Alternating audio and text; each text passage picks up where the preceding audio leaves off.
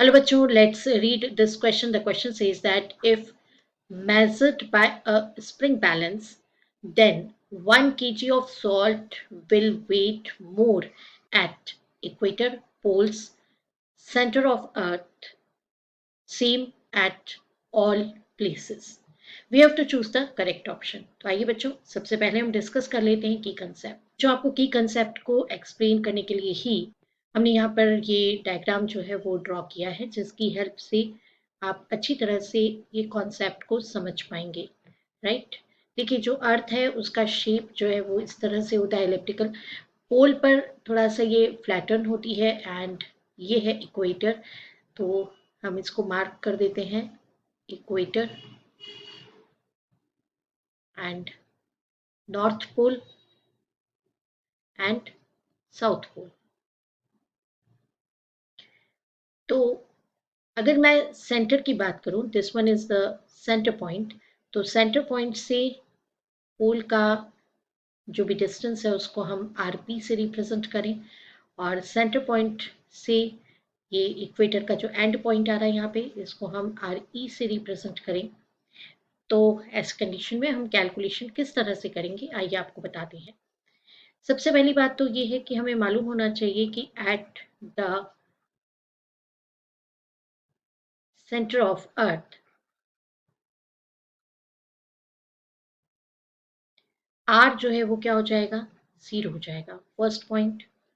Second point जैसा आप देख रहे हैं, R P that is less than R E, ये आपको पता होना चाहिए। एंड थर्ड पॉइंट जो कॉन्सेप्ट आपको पता होना चाहिए, that is the value of acceleration due to gravity,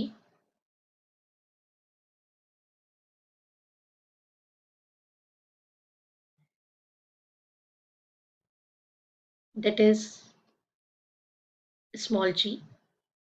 तो इसका फॉर्मूला है G M upon R square. अगर एट द सरफेस हम कैलकुलेट करेंगे तो वैसे जी तो कांस्टेंट ही रहना है, तो G is universal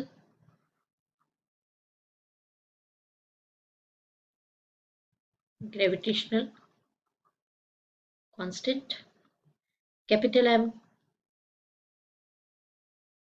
mass of earth and R that is radius of earth.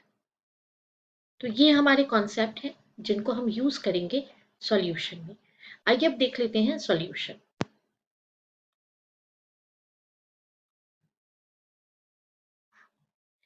तो स्टूडेंट, जैसा कि कॉन्सेप्ट में हम डिस्कस कर ही चुके हैं कि R P less than R E है, एंड जी का वैल्यू सरफेस पर आप कैलकुलेट करते हैं G M upon R square. At poles आप कैलकुलेट करेंगे अगर, तो पोल पर G P is equals to हो जाएगा, मतलब acceleration due to gravity, that is G M upon R P square. And at equator अगर हम कैलकुलेट करेंगे तो ये हो जाएगा G E is equals to G M upon R E square. So it is clear that RP less than RE है, therefore GP greater than GE होगा। Because ये एक्सप्रेशन जो हमने यहाँ पर लिखा है, इस एक्सप्रेशन से ये बात क्लियर हो जाती है कि since G is constant, M is constant, तो G proportional to 1/r square है। तो जहाँ जहाँ G का वैल्यू R पर ही डिपेंड कर रहा है ना, तो अगर R जहाँ जहाँ R लेस होगा वहां वहां जी का वैल्यू क्या हो जाएगा, ग्रेटर हो जाएगा। Now we calculate weight. तो हमें पता है कि वेट कैसे कैलकुलेट करते हैं। Weight of 1 kg salt.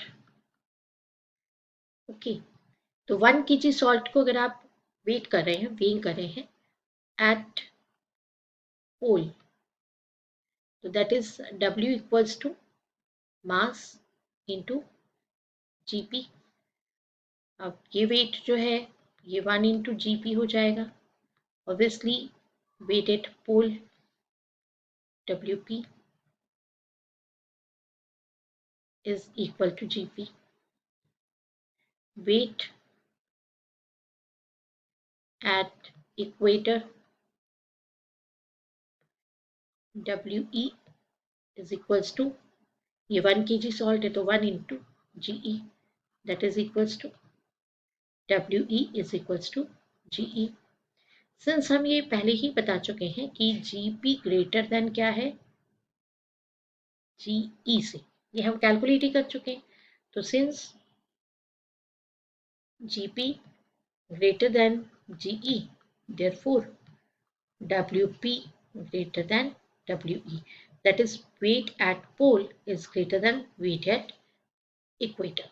आइए देखते हैं, तो weight at poles ये कैसा होगा, ज्यादा होगा। सेंटर पे तो R 0 हो जाएगा, तो सेंटर पे 0 हो जाएगा।